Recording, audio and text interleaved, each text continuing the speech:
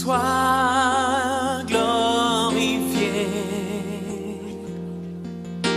sois glorifié,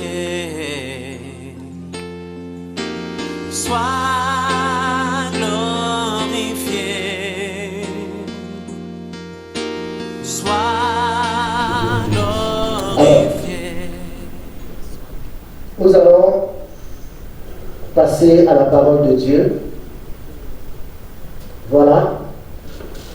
J'aime bien ce passage de l'apôtre Paul qui dit que ce n'est pas le message d'aujourd'hui, mais j'ai mis ça parce que Kyria, notre assemblée, est basée sur la vérité de la parole de Dieu. Cette vérité, c'est que Jésus s'est révélé au monde et Jésus-Christ, l'agneau de Dieu, s'est révélé à notre bien-aimé l'apôtre Paul pour lui annoncer la bonne nouvelle que lui devait venir, devait aller passer ce message du royaume à nous qui étions des païens. C'est pourquoi chaque fois quand vous lisez, vous allez voir qu'on dit, l'apôtre Paul dit l'apôtre des païens, parce qu'il avait été choisi pour apporter l'évangile ou la doctrine du Seigneur Jésus. Et là, il dit aux Galates que, eh bien, Galates 1, 8 à 9, eh bien, si quelqu'un, même nous, même un ange du ciel, vous annoncez un message différent de celui que nous vous avons annoncé, qu'il soit anathème, c'est-à-dire maudit. Ça, c'est l'apôtre Paul. Il a envoyé une lettre aux bien-aimés de Galates à leur époque. Parce qu'il y avait trop d'enseignements, des personnes, des faux pasteurs, des faux prophètes qui venaient troubler les frères et sœurs de ceux qui étaient à Galates. Donc c'est là maintenant, il y avait, aujourd'hui nous voyons cela. Moi je vois un peu, on a ramené la tradition, on a essayé d'adapter dans l'évangile du Seigneur.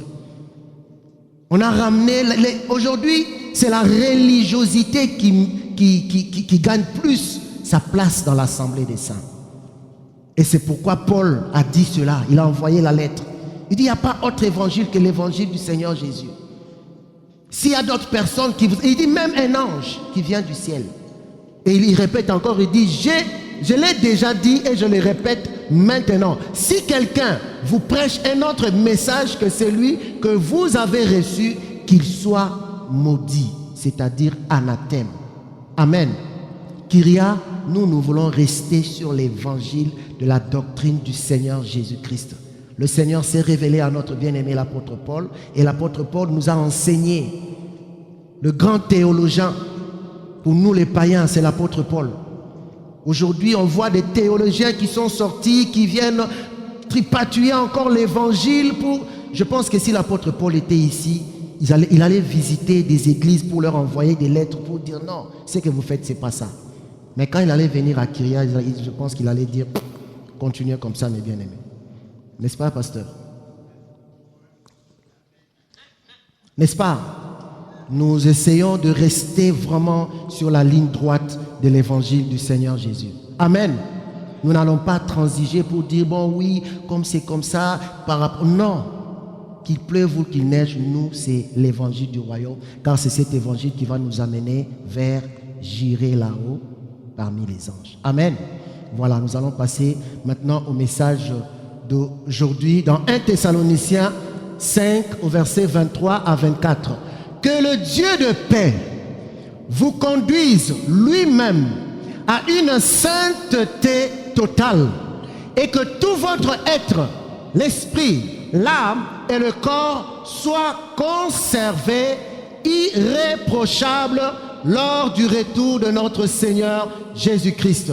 Au 24, c'est lui qui vous a appelé est fidèle, c'est lui qui vous appelle est fidèle, c'est aussi lui qui le fera. Père, tu connais mes manquements, mais j'implore simplement ta grâce. Et ce matin, je prie, Saint-Esprit, de me revêtir le manteau de l'onction, de la puissance de la parole, afin que je ne puisse pas dérouter de ta voix, de ta doctrine, mais que je reste sur la vérité de ta parole. Bénis ce peuple, ouvre leur cœur, ouvre leur entendement pour cette parole, au nom de Jésus-Christ. Amen. Voilà. C'est chaud. Alors, ce message que Paul avait envoyé aux Thessaloniciens à leur époque s'adresse aussi à nous aujourd'hui, à notre époque, parce que Dieu veut notre bien. Dieu veut notre bien. Et le thème, c'est « Ma vie selon l'enlèvement de l'Église ». Ma vie selon l'enlèvement de l'Église. Bientôt, il y a un grand événement qui va se passer dans le monde. Ça sera l'enlèvement de l'Église. L'Église, c'est toi et moi. Et ça va se passer. Et ceux qui comprennent la parole de Dieu, ceux qui méditent la parole de Dieu, avec tout ce qui se passe dans ce monde, les guerres, aujourd'hui, on est passé, ça continue encore, la pandémie, c'est une situation qui est venue pour mettre en place quelque chose. C'est le plan où l'ennemi est en train de faire pour mettre quelque chose en place. Parce que quand nous lisons dans Apocalypse, on parle de la marque de la bête. Avant que cela puisse arriver, il y aura beaucoup de choses qui vont se passer. Et quand on parle aussi du gouvernement mondial, il y a quelque chose qui va se passer. Parce qu'il n'y aura qu'un seul président, un président qui doit gouverner le monde. Et ça sera l'antéchrist. Et pour que l'antéchrist puisse avoir le contrôle de tout être humain, il faut qu'il y ait quelque chose qui doit se mettre en place. Et ça aussi, mes bien-aimés, quand nous lisons la parole de Dieu, c'est l'accomplissement de la volonté de Dieu. Parce que c'est écrit dans la parole de Dieu. Dieu a parlé cela. Et cela doit se faire. Comme aujourd'hui nous parlons de l'enlèvement de l'Église, cela doit se faire. Quand on parle de la grande tribulation, cela doit se faire. Mais ça doit passer par des étapes. On parle de problèmes sanitaires. Aujourd'hui, voilà qu'il y a un problème de la guerre. Eh bien, le Seigneur Jésus avait parlé dans Marc 24. La guerre, et il y aura aussi la famine. Là, on parle maintenant de l'économie, qui commence un peu à... Tout ça, ce sont des choses qui doivent se mettre en place. Si tu n'as pas l'esprit de l'intelligence, de la parole pour comprendre cela, tu seras un peu dans comment je peux dire, tu ne pourras pas comprendre les choses. Mais gloire soit rendue à Dieu, c'est quand nous nous réunissons comme ça, avec l'aide du Saint-Esprit, l'Esprit de Dieu qui nous donne, et nous aussi on en apporte la parole pour que les frères et sœurs soient éveillés. Amen. Voilà. Donc, ma vie selon l'enlèvement de l'Église. Alors, pasteur, je dois avoir tes lunettes parce que j'ai essayé, même si je ne vois pas, je ne sais pas si c'est... Ah oui.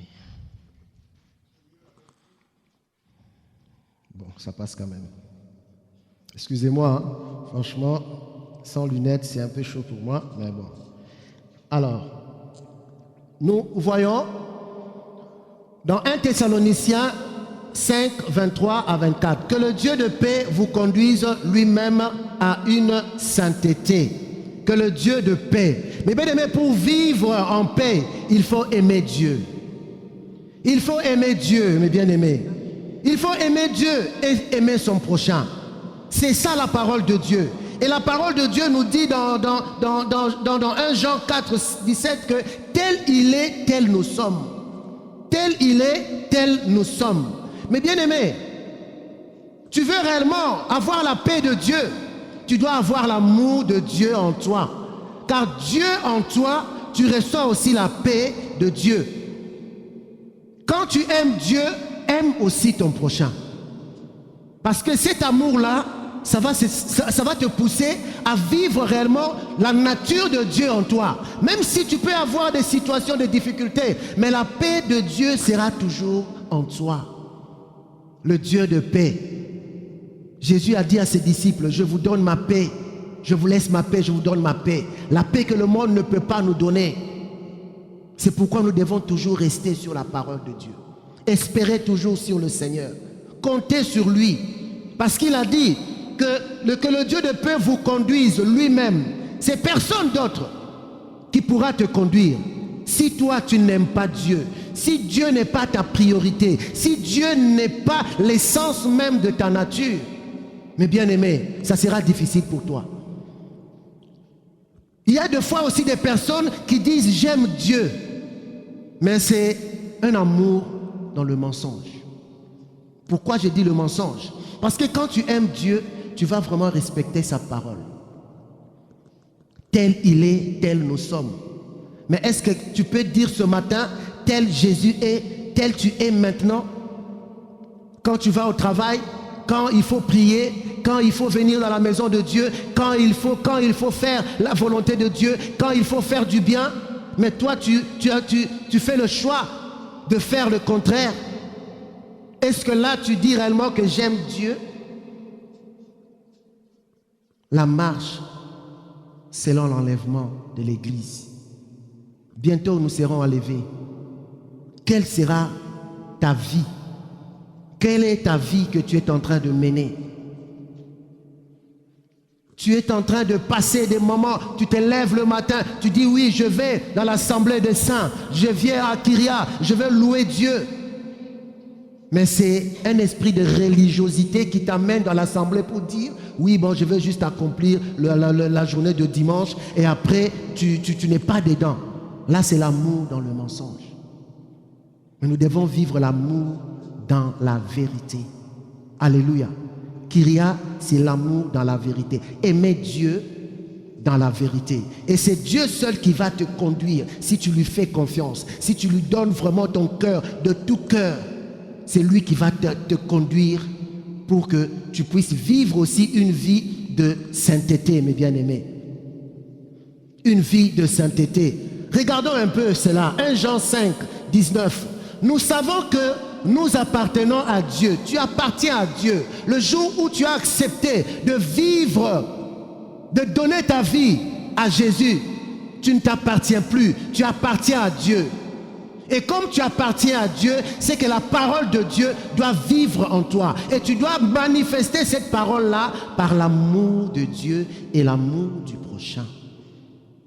Je bénis le Seigneur parce que tous ceux qui sont passés avant moi, ils ont parlé de l'amour de Dieu. Et cet amour-là, ce n'est pas l'amour juste, comme j'ai dit, du mensonge. Non. Tu dis tu aimes ton frère, mais après tu commences à critiquer, tu vas faire ceci, mais en même temps tu viens, tu dis Seigneur, je t'aime. Non, ça c'est un amour de mensonge. Alléluia. Alléluia. C'est un amour de mensonge. Nous savons que nous appartenons à Dieu. Dis à celui qui est à côté de toi, j'appartiens à Dieu. Ah oui, dis-lui, j'appartiens à Dieu. Tu appartiens à Dieu, tu ne t'appartiens pas à toi. Parce que nous sommes l'œuvre de ses mains. Nous sommes l'œuvre de ses mains, mes bien-aimés. Nous appartenons à Dieu. Et mais nous savons aussi que comme nous vivons dans ce monde, il dit alors que le monde entier est sous la coupe du diable. Il y a d'autres passages qui disent le monde entier est sous la domination du diable. Ce monde que nous vivons est sous la domination du diable. Il nous présente les choses du monde. Que nos cœurs, nous avons besoin de ces choses-là. Nous courons derrière ces choses. Nous courons derrière les choses de ce monde.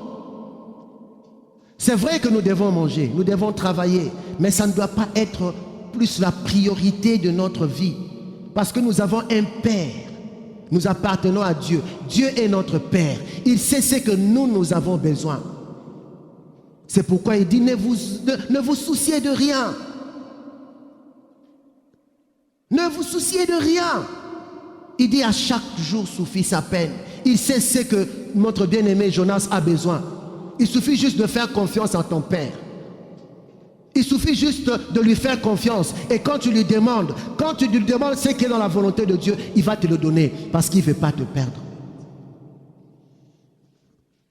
Le Seigneur Jésus devant le diable a dit, regarde tout ce qui est dans ce monde. Si tu te prosternes devant moi, tu m'adores, je veux te donner tout ça. C'est pourquoi l'apôtre Jean dira, alors que le monde entier est sous la coupe du diable. Le diable nous présente beaucoup de choses, et surtout nos enfants. Mais c'est à nous de faire le choix. Dis à celui qui est à côté de toi, je dois faire le choix. Je dois faire le choix. Il nous présente ces choses, que nos cœurs soient gagnés pour les biens matériels et oublier que nous sommes dans ce monde, mais nous ne sommes pas de ce monde. J'irai là-haut. Pour aller là-haut, il faut vaincre ce monde. Et pour vaincre ce monde, c'est que en Jésus-Christ. Car Christ a vaincu le monde. Et c'est pourquoi nous disons, tel tu es, tel nous sommes. Ce sont ceux-là qui vont vaincre le monde, qui vont donner leur vie au Seigneur, qui vont garder toujours cet esprit d'appartenance à leur Dieu, que ce jour-là, au son de la trompette, ils iront vers le Père pour passer l'éternité. Je me dis souvent, à l'âge que j'ai aujourd'hui, par rapport à l'éternité que je vais passer avec Dieu, qu'est-ce qui prime? Qu'est-ce qui prime? Regarde-toi l'âge que tu as maintenant. Et par rapport à l'éternité que tu dois passer avec Dieu, qu'est-ce qui prime? C'est ta vie que tu vas mener ici en cherchant le bien et gagner le monde, ou bien ton éternité? Pose la question à celui qui est à côté de toi. Qu'est-ce qui prime? Qu'est-ce qui prime? Oui. C'est pourquoi nous devons faire un choix. Nous devons faire un choix. Regardons ce passage qui nous dit, 1 Jean 4, 17, si, j'aime bien le si. Le si nous ramène au choix. Le choix que quelqu'un doit faire. L'apôtre Jean, il dit, si l'amour est parfait en nous, nous pouvons être pleins de confiance pour le jour où Dieu nous jugera. Si l'amour de Dieu est pleinement en toi, tu n'as pas à avoir crainte. Tu n'as pas à avoir la crainte. Tu n'as pas à avoir la crainte de ta vie éternelle. Mais si on te dit, de fois souvent je dis, Maranatha, bon, il y a de ceux-là qui sont encore, alors là, voilà. Hein? À ce jour-là, mes bien-aimés, tu es chrétien aujourd'hui, tu as accepté de suivre Jésus pour que le jour de la trompette, que tu puisses monter et aller maintenant vivre l'éternité avec Dieu. Tout ce que tu as fait ici-bas ne comptera plus du tout. C'est ton éternité. Et ça se prépare maintenant. C'est pourquoi la marche selon l'enlèvement de l'Église. Alléluia. Dis à celui qui est à côté de toi, la marche selon l'enlèvement de l'Église. Le choix de vie. Le choix de vie selon le royaume de Dieu. L'amour, non pas l'amour du monde, mais l'amour de Dieu. Apprenons à nous aimer d'un amour sincère et profond comme Jésus nous l'a accordé. Jésus a aimé et il continue toujours à nous aimer jusqu'aujourd'hui. Si tu t'es réveillé ce matin, si tu peux faire des mouvements, si tu peux respirer, si tu peux parler, si je peux vous parler ce matin, c'est que c'est l'amour de Jésus-Christ en moi qui a fait que je puisse m'élever et parler et venir en ce lieu. Ce n'est pas ni mon père, ni ma mère, même s'ils sont décédés, même s'ils ne sont pas là, mais eux, ils ont fait leur vie. Je ne sais pas. C'est vrai que j'espère, je dis, bon, ma mère, elle était diaconesse, mon père, il servait aussi le Seigneur, ils sont partis, gloire à Dieu, ils sont maintenant là. Ça, c'est mon espoir que j'ai fait. Mais ça dépend que de eux, leur relation avec Dieu. Ça ne dépend pas de quelqu'un. Ta vie éternelle ne dépend pas de ta femme, ni de ton mari, ni de tes enfants, ni d'un pasteur, mais c'est la communion personnelle avec Dieu. C'est pourquoi il dit ce jour-là, au son de la trompette, 2 personnes dans un lit, l'un partira et l'autre restera. Pourquoi? Parce que l'un n'était pas encore dans la communion avec Dieu. Là, il y aura une séparation. Nous devons comprendre cela, mes bien-aimés.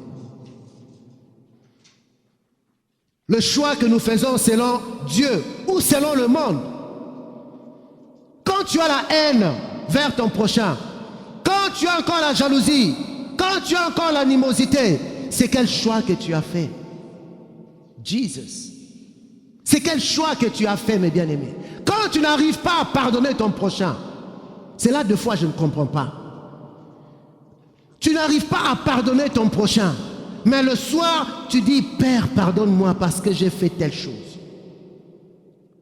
J'essaie 2 fois de demander à Dieu, Seigneur, fais-moi comprendre un peu par rapport à ces personnes qui n'arrivent pas à pardonner, mais qui viennent devant toi, ils se prosternent et puis ils te demandent pardon. C'est quel amour, c'est quel esprit d'amour qui le pousse à le faire. Comme Dieu dit, si tu n'aimes pas ton frère que tu vois, comment tu peux aimer Dieu que tu ne vois pas? C'est ça. Mais comme nous, à Kyria, nous avons fait un choix. Ce choix-là de marcher selon la vie du royaume de Dieu. Cette vie, c'est l'amour. L'amour du prochain. L'amour d'abord, aimer Dieu. Mais bien aimé, j'aime souvent dire que si tu n'aimes pas Dieu, ça sera difficile vraiment de t'aimer toi-même et d'aimer aussi ton prochain. Si tu aimes Dieu de tout ton cœur, de toute ton âme, de toute ta pensée, eh bien, ça sera facile pour toi d'aimer ton prochain. Même s'il fait quelque chose de mal, tu vas lui pardonner parce que l'amour de Dieu est en toi. Et c'est cet amour-là qui te permettra de marcher selon l'enlèvement de l'Église. Au son de la trompette, tu iras vers le ciel. C'est ça la volonté de Dieu. C'est ça l'évangile du Seigneur. Nous avons fait un choix à Kyria, le choix de marcher selon la parole de Dieu. Dis à celui qui est à côté de toi, j'ai fait un choix. J'ai fait un choix. Dis-lui, j'ai fait un choix. Oui, ce choix-là, c'est le choix de marcher selon la parole de Dieu. Alléluia. Alléluia. Regardons un peu ce que nous dit Jésus dans l'évangile de Matthieu. Matthieu 24, 10 à 12. À cause de cela, beaucoup abandonneront la foi à cause des difficultés, à cause des souffrances, à cause de ce qui va bientôt se passer encore dans le monde. Tellement qu'il y aura la famine, tellement qu'il y aura des difficultés, tellement qu'il y aura des contraintes. Beaucoup abandonneront la foi. Tellement qu'on verra aussi dans les églises les serviteurs ou les pasteurs, les prophètes, toutes ces personnes-là qui vont sortir de la volonté de Dieu. Il y aura beaucoup de frères et sœurs qui seront dégoûtés de la parole de Dieu. C'est ce que moi je vois aujourd'hui un peu dans mon pays là-bas au Congo, c'est que les hommes de Dieu sont en train de faire. Je me dis, mais est-ce que vraiment ils pensent aussi aux âmes, ces âmes-là, qui à cause de leur mauvais comportement, ils sont en train de régresser, de revenir avant, de revoir un peu leur foi. Ils se disent, mais et pourtant nous venons ici, ce sont ces mêmes pasteurs qui nous prêchent, mais ce sont ces mêmes pasteurs-là qui commettent aussi des péchés, qui commettent l'adultère. Il y a beaucoup de gens, c'est pourquoi nous devons faire aussi attention, nous les hommes de Dieu. Nous les hommes de Dieu, Paul il avait dit, il était un exemple pour les chrétiens. Alléluia. Il nous dit, ils se trahiront et se haïront les uns les autres. C'est ce qui se passe encore aujourd'hui, même dans les assemblées. De nombreux faux prophètes surgiront et ils tromperont beaucoup de gens. C'est ce que je venais de dire. Parce que le mal ne cessera de croître. Le mal, quand on voit tout ce qui se passe dans le monde, en France, dans des pays, on voit combien le mal est en train toujours d'accroître. Ça, c'est l'accomplissement de la parole de Dieu. C'est Jésus qui a dit cela. Ouvrons les yeux spirituels pour comprendre cette parole. Il dit, l'amour du plus grand nombre se refroidira. C'est ce que nous sommes aussi en train de voir dans nos églises. Pour venir même le jour, ce dimanche, pour adorer Dieu, il faut qu'on puisse encore te forcer. L'ennemi de notre âme, mes bien-aimés, il sait que son temps est proche. Lui, il sait déjà que pour lui, c'est déjà fini, c'est l'enfer. Et comme il veut, il sait que non, moi, c'est l'enfer, alors moi, je ne veux pas aller seul. Le diable connaît ce que tu es, parce qu'il était avec Dieu. Et lorsque Dieu t'a créé, il est jaloux de nous. Nous devons le savoir. Le diable, j'aime bien dire l'ennemi de notre âme, il est jaloux de nous. Et c'est pourquoi il est là toujours pour chercher à attraper, à dérouter les enfants de Dieu pour qu'ils ne puissent pas vivre l'éternité avec Dieu. Le diable sait ce qui se passe là-haut dans le royaume de Dieu. Il sait la joie qu'il y a là. Quand il voit que non, lui, il va aller en enfer. Et toi, tu as accepté Jésus. C'est à travers Jésus-Christ que tu vas vivre l'éternité dans la joie. C'est pourquoi il est là tout le temps pour nous mettre des bâtons sur nos chemins. C'est à nous de nous réveiller et de prendre conscience. Alléluia. Le mal va s'accroître. Et il continue. Le mal va s'accroître. Voilà que le diable cherche à affaiblir les enfants de Dieu. Le diable cherche à affaiblir les enfants de Dieu. Mais nous appartenons à Dieu. Parce que l'amour de Dieu est en nous. Mais regardez ce que Dieu a fait. Dans Jean 3, 16, le Père qui dit, car Dieu a tellement aimé le monde. Dieu t'aime. Malgré nos péchés, malgré que notre vie où nous étions avant, Dieu nous a aimés. C'est lui qui nous a attirés pour que nous puissions connaître le Seigneur Jésus-Christ et vivre l'éternité avec lui. En Jésus-Christ, nos péchés sont effacés. Nos péchés sont lavés par le sang de Jésus. Il faudrait que nous puissions vivre cela dans nos vies, mes bien-aimés. Le Père, il a donné, l'amour de donner, offrir, donner l'amour de Dieu a fait qu'il a donné le Père, qu'il a donné son Fils unique. Regardons maintenant ce que notre bien-aimé Timothée 2, au verset 5, il dit, le Fils, Jésus-Christ, homme, qui s'est donné lui-même en rançon pour tous. Jésus aussi, il a donné. Le Père, pour nous racheter du monde. N'est-ce pas, mon bien-aimé Dimitri? Dieu, le Père, a donné l'amour. L'amour, il a donné pour toi, pour que tu sois sauvé, pour que tu puisses vivre l'éternité. Pour que tu puisses vivre l'éternité, mes bien-aimés. Mais le Fils aussi, il a accepté de donner sa vie pour toi à la croix. Ce n'était pas facile. À Gethsemane, il a dit, Père, éloigne cette coupe. C'est difficile. Il a donné ce qui était précieux pour lui, son corps. Lui qui n'a pas péché, mais il a donné. L'amour de donner. L'amour de donner, mes bien-aimés. Voilà que Romains 12, au verset 1, nous les enfants de Dieu, il nous dit ceci, à offrir vos corps comme un sacrifice vivant, saint, agréable à Dieu. Offrir à Dieu, offrir, donner. Donner. Donner, mes bien-aimés. Qu'est-ce que toi tu donnes à Dieu dans ton adoration? Est-ce que réellement tu donnes ce que le meilleur de ton adoration? Des fois quand je vois, on nous dit, nous allons adorer Dieu. Il y a ceux-là qui sont encore, je ne sais pas, leur esprit est encore ailleurs. Quand il faut louer Dieu, d'autres personnes qui sont là encore assis, louer Dieu, bon, ça, j'aime bien, je dis Seigneur, fais-moi comprendre. Qu'est-ce qui a poussé à David de s'élever sur son trône? Le roi David, il s'est levé. Pourquoi? Pour commencer à danser devant les gens. Il a oublié sa qualité, la qualité qu'il avait. Il a oublié qu'il était roi. Il n'était pas roi des rois, mais il était roi. Parce que nous avons le roi des rois. C'est Jésus-Christ. Et c'est lui qui est aussi au milieu de nous.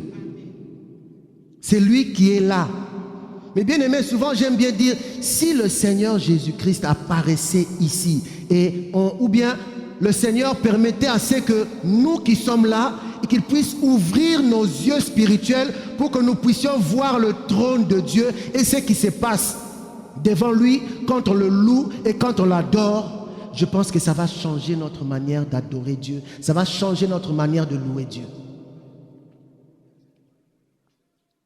C'est pourquoi j'étais là en train de lutter. Parce que le Seigneur m'avait mis à cœur d'enseigner, d'apporter aussi l'exhortation sur l'adoration. Mais bien aimé, le Père a donné son Fils par amour. Parce qu'il a donné ce qui était meilleur en lui. Le Fils aussi, il a donné son corps pour que tu sois ce que tu es aujourd'hui, que tu sois appelé enfant de Dieu. Et si tu es enfant de Dieu, tu es héritier et co-héritier avec Jésus-Christ. Alléluia. Donc tu dois intérioriser cela dans ton cœur. Mettre ça dans ton cœur. Et nous devons offrir à Dieu un sacrifice vivant, saint, agréable à Dieu. Est-ce que ce matin, tu as donné à Dieu la louange et l'adoration qui est vivant et saint devant Dieu? Ça, c'est une question que nous devons nous poser à chaque fois que nous venons dans la présence de Dieu. Nous voyons que les 24 vieillards, avec leur couronne, ils ont jeté par terre et ils se sont prosternés, commencé à adorer Dieu. Mais qui es-tu, mes bien-aimés, pour ne pas adorer Dieu? Toi qui es créé à l'image et à la ressemblance de Dieu. Seigneur, aide-nous. Seigneur, aide-nous à t'adorer comme il le faut. Non pas à t'adorer dans le mensonge, mais dans la vérité. Nos cœurs, mes bien-aimés, juste dans l'adoration, tu peux recevoir un miracle. Juste dans l'adoration. Parce que tu es en train de donner quelque chose de meilleur à Dieu. Un sacrifice vivant, agréable à Dieu. Et Dieu, lorsqu'il voit, il dit, oui, ça c'est mon enfant.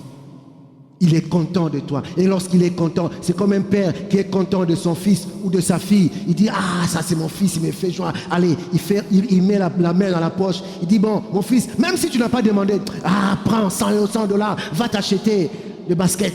Parce que tu fais la joie.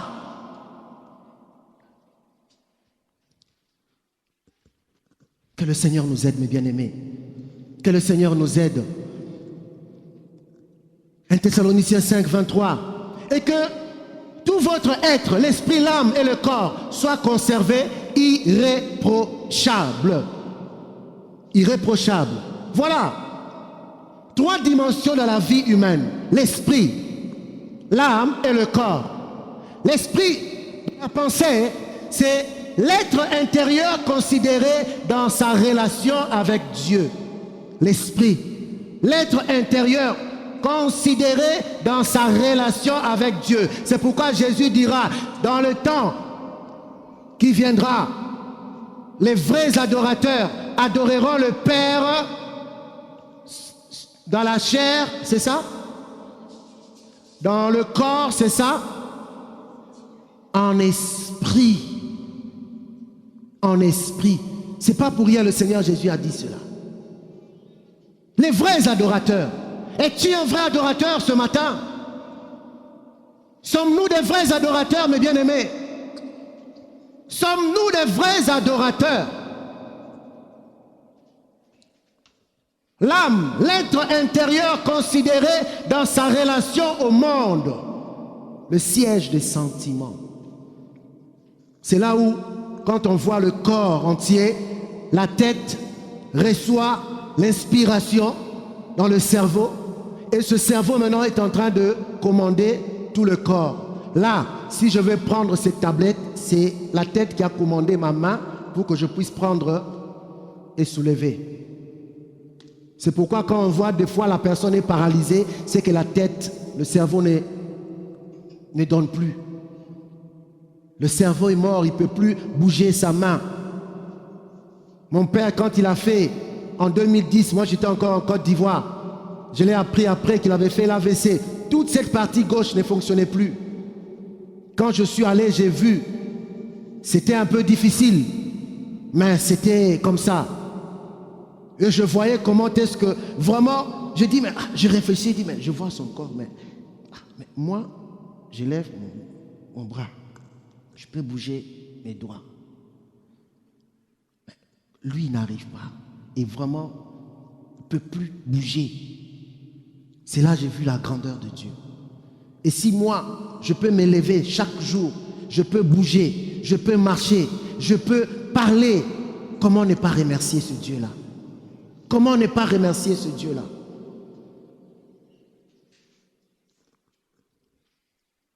L'être intérieur dans sa relation au monde, c'est ton âme qui reçoit la pensée, qui reçoit la parole, l'esprit, la vérité, pour que tu puisses aimer Dieu. Cet amour que tu dois porter vis-à-vis de ton prochain, cela vient dans ton cœur, ton âme. Et le corps, qu'est-ce qu'il va faire? Le corps, la présence au monde. Si je suis là, je suis dans le monde, c'est mon corps qui est là, ce n'est pas mon âme. Si je marche, si je peux parler, si je peux bouger, c'est mon corps que vous voyez, ce n'est pas mon âme ni mon esprit. Alléluia. C'est pourquoi l'apôtre Paul dit que tout votre être, c'est-à-dire ton esprit, doit être en communion constante avec Dieu. Et ton âme doit être remplie de l'amour de Dieu. On nous a prêché ce jour-là, on nous a dit, tu peux avoir des dons de tous, le don que Dieu peut donner, parler en langue, prophétie, tu peux avoir tout, mais si tu n'as pas l'amour, tu n'es rien devant Dieu. L'amour de Dieu, cet amour que Dieu a donné le Père, le Fils aussi a donné son corps, sa vie, et nous aussi nous devons donner, parce que nous avons compris qui nous sommes. Dieu est esprit et il nous conduira dans toute la vérité. Alléluia. Dieu est esprit et c'est lui qui va nous conduire dans toute la vérité. Et ce qui se passe, c'est que Dieu a besoin c'est que nous soyons remplis de son esprit. Alléluia. Voyons ce passage. Jean 16 au verset 8. C'est l'Esprit Saint. Il dit, et quand il sera venu, il convaincra le monde de péché et de justice et de jugement. C'est le Saint-Esprit. Bien aimé, nous avons besoin du Saint-Esprit. C'est pourquoi à chaque fois, quand on me dit, qu'est-ce que tu peux demander à Dieu? Moi, je demande seulement une chose. Je dis, Père, remplis-moi, que je sois vraiment revêtu de ton Esprit Saint. Parce que le Saint-Esprit, c'est Dieu.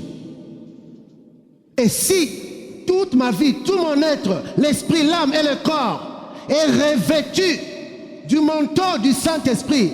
Saint-Esprit, c'est Dieu. Dieu, il est amour. Et cet amour-là va m'accorder la paix, même si je n'ai pas, mais j'ai la paix du cœur parce que l'amour de Dieu remplit mon âme, mon esprit et mon corps. Alléluia. Est-ce que quelqu'un peut dire « J'aime Jésus » ? Est-ce que quelqu'un peut dire « J'aime Jésus » ? C'est le Saint-Esprit qui guidera nos vies afin de vivre selon Dieu et espérer l'enlèvement de notre vie ce jour-là. C'est le Saint-Esprit qui va conduire. Il dit, il vous convaincra. Et même en haut, plus loin, il dit, il vous conduira dans toute la vérité. Le Saint-Esprit. C'est lui qui va conduire ta vie, qui va conduire tes pas. C'est lui qui a permis à ce que tu viennes aussi ce matin pour écouter la voix de Dieu. Ce n'est pas quelqu'un d'autre, mais c'est l'Esprit de Dieu.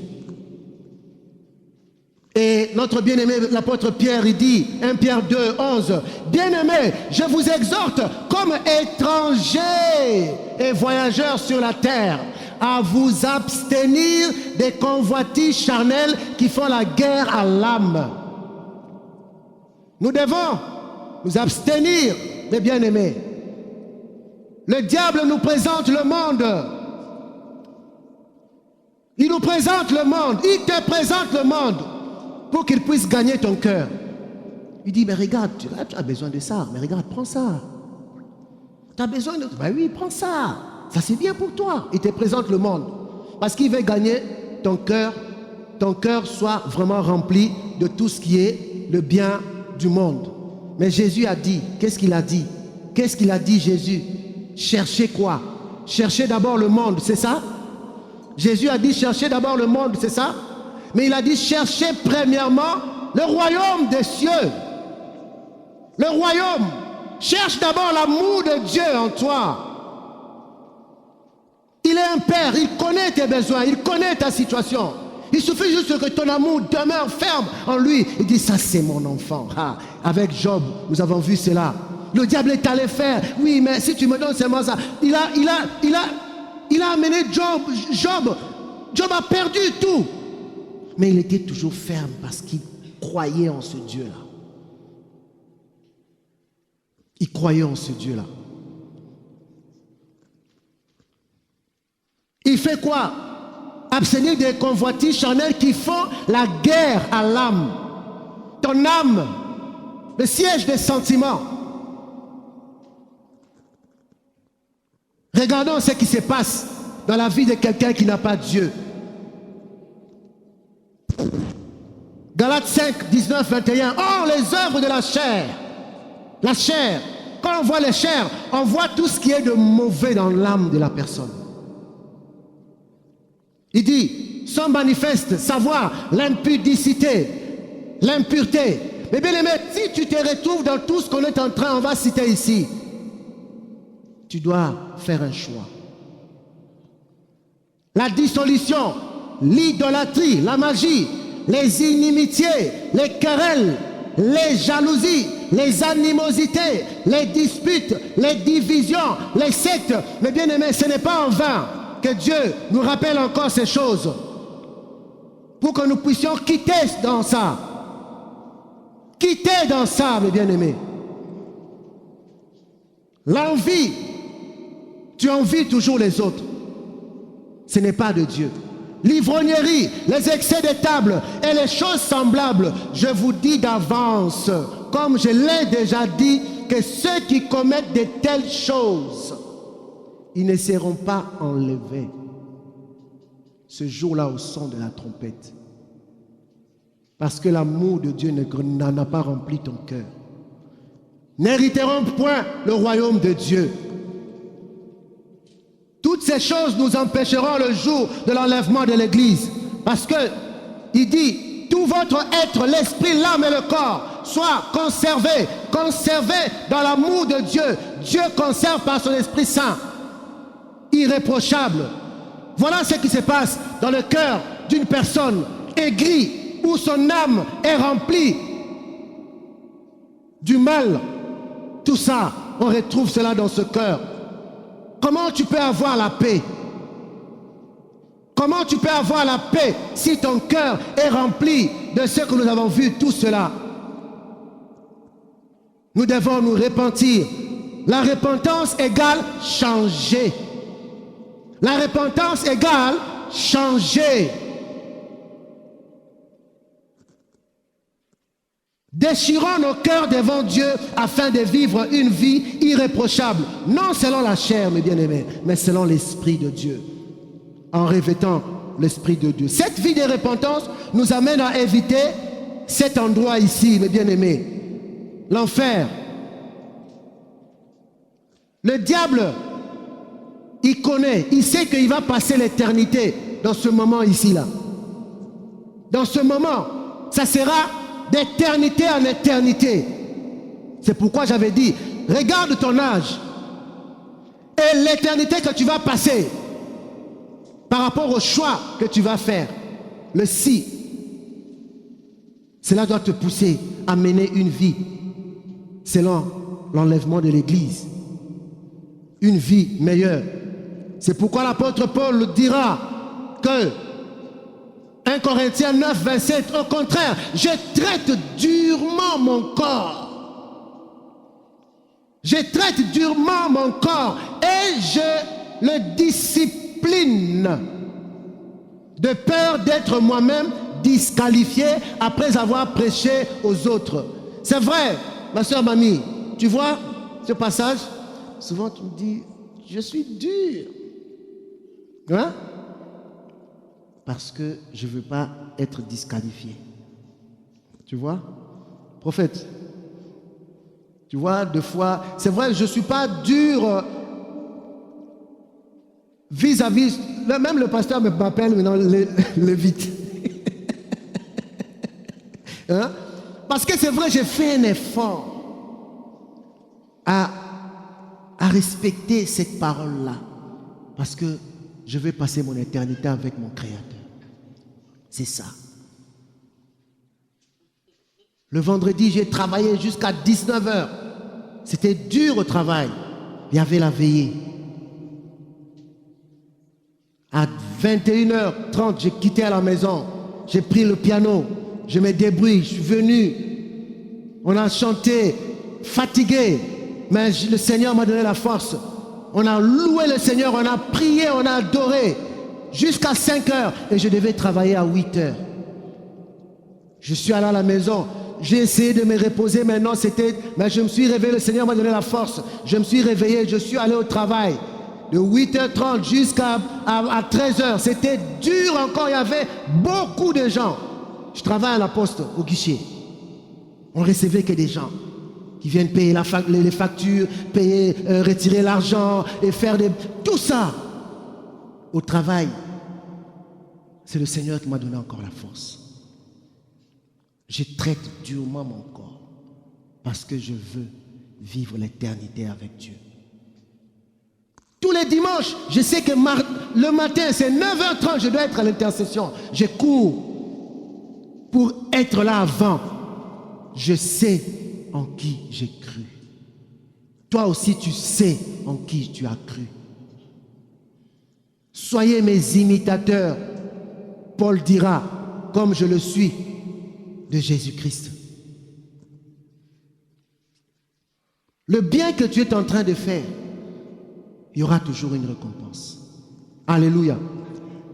C'est pourquoi nous devons traiter durement notre corps. C'est lui qui vous appelle, Dieu qui nous a appelés est fidèle. C'est aussi lui qui le fera. C'est lui qui fera à ce que tu gardes ton cœur plus toute autre chose devant les choses du monde, mais que tu aies toujours l'amour de Dieu en toi pour que ce jour-là, au son de la trompette, j'irai là vers le ciel, vers les anges, près d'Emmanuel. Parce que c'est lui qui va me consoler et je passerai l'éternité avec mon Créateur. Parce que je traite durement mon corps pour ne pas être disqualifié ce jour-là. Parce qu'il est fidèle, notre Dieu. Il est vraiment fidèle, notre Dieu. Ainsi, il ne vous manque aucun don à la grâce divine, tandis que vous attendez le moment où notre Seigneur Jésus apparaîtra. Lui-même, d'ailleurs, vous rendra fort jusqu'à la fin. Quand tu fais confiance en Dieu et que son amour demeure à toi, c'est lui qui va te rendre fort devant les situations. Il va fortifier ton corps, il va fortifier ton âme, il va fortifier ton esprit pour que tu ne puisses pas tomber parce qu'il sait que tu lui as donné ton âme, ton esprit et ton corps. L'amour de Dieu est en toi. Tu fais la volonté de Dieu jusqu'à la fin pour que vous soyez irréprochables au jour de notre Seigneur Jésus. Car Dieu qui vous a appelé à vivre en communion avec son Fils, Dieu t'a appelé, non pas pour que tu sois en communion avec le monde, non. Que tu sois en communion en cherchant les choses matérielles de ce monde, non. C'est vrai que nous sommes dans ce monde, nous devons vivre, nous devons manger, mais Dieu le sait. À chaque jour suffit sa peine, dit sa parole. Dieu le sait. De la manière dont on a commencé Kyria jusqu'à aujourd'hui, Dieu le savait. Mais il y avait des moments où on dit, mais qu'est-ce qu'on va faire? Mais comment on va faire? Mais Dieu résout le problème. Il dit, merci. Après, ça vient encore. Mais pasteur, on s'appelle. Mais pasteur Christian, mais comment? Mais Dieu, il résout le problème. Il dit, merci Seigneur. Après, on avance encore. Mais cette situation, on fait confiance à Dieu. Parce que quand on dit, bon, on a toujours fait confiance à Dieu, faisons confiance à Dieu. Et Dieu nous surprend toujours. Dieu nous surprend toujours. Dieu est là, mes bien-aimés. Dieu est là. Car Dieu, qui vous a appelé à vivre en communion avec son Fils, notre Seigneur Jésus, est fidèle. Il est fidèle. 1 Thessaloniciens 5, 23, que le Dieu de paix vous conduise lui-même à une sainteté totale et que tout votre être, l'esprit, l'âme et le corps soient conservés irréprochables lors du retour de notre Seigneur Jésus-Christ. 2 Pierre 3, 12 à 14, tant que vous attendez et hâtez l'avènement du jour de Dieu. Qu'est-ce que toi tu attends? L'avènement du jour de Dieu ou pas? À cause duquel les cieux enflammés se dissoudront et les éléments embrassés se fondront. Mais nous attendons, selon la promesse, de nouveaux cieux et une nouvelle terre. C'est là où nous allons vivre l'éternité avec Dieu. C'est là. C'est là, mes bien-aimés. C'est là que nous allons vivre l'éternité avec Dieu. Il y a eu un moment, Dieu a exterminé tout ce qui était dans ce monde. Cette histoire de Noé, le déluge. Mais là maintenant, le ciel où nous sommes, ça sera maintenant par le feu. Ça ne sera pas par l'eau, ça sera par le feu. Et le nouveau cieux et une nouvelle terre, nous allons le passer maintenant d'éternité avec Dieu, où la justice habitera. C'est pourquoi, bien-aimés, en attendant ces choses, appliquez-vous à être trouvés par lui sans tache et irrépréhensible dans la paix. Dans la paix. Nous avons vu que le Dieu de paix vous conduise. Et là, en attendant l'arrivée du Seigneur, c'est dans la paix, mes bien-aimés. Dans cette paix-là, vous voyez, c'est vrai que cette image nous amène un peu à voir la paix que Adam et Ève, ils vivaient avec Dieu. Adam et Ève vivaient avec Dieu, cette paix-là. Mes bien-aimés, c'est cette paix que nous désirons réellement et nous nous attendons. C'est cette paix-là, mes bien-aimés. Et en conclusion,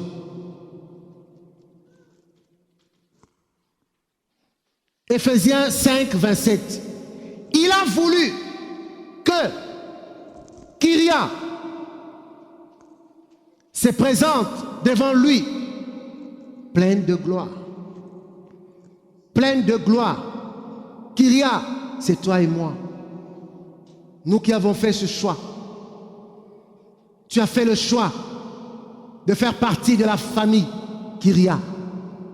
Et Kyria, c'est l'amour dans la vérité.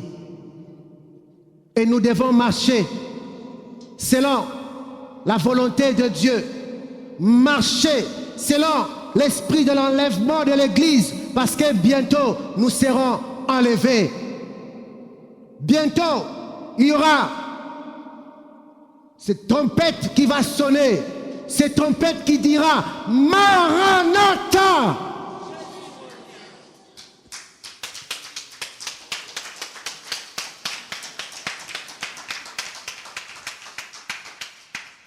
En attendant la bienheureuse espérance, en attendant la bienheureuse espérance, Il dit devant lui pleine de gloire, sans tache, sans ride, sans aucun défaut.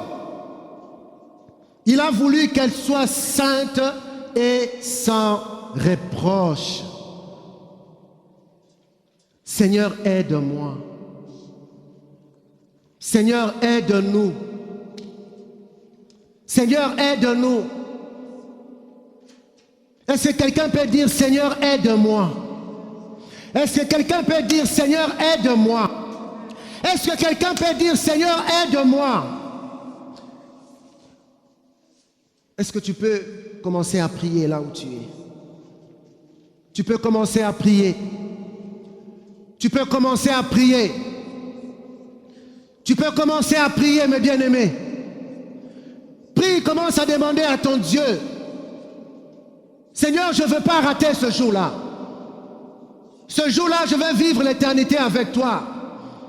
Dans cette marche, mon Dieu, que je vis dans ce monde, je ne veux pas rater ce jour-là. Ce ne sera ni par des choses de ce monde, mais c'est par ton esprit. C'est par ton esprit qui va m'aider, car je désire vraiment marcher dans ta parole. Remplis mon cœur de ton amour. Seigneur, remplis mon cœur.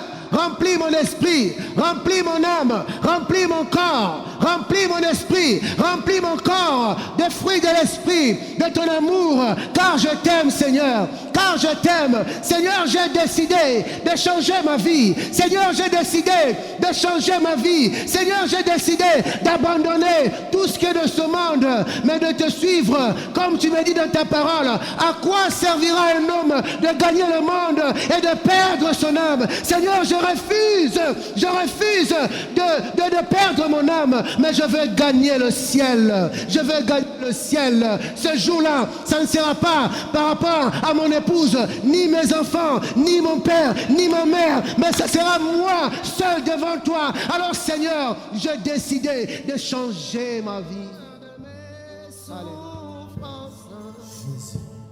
Puisqu'en Jésus, je suis sauvé. J'ai la victoire sur tout ce monde. Un jour j'irai près du Seigneur. Oh, voici la fin.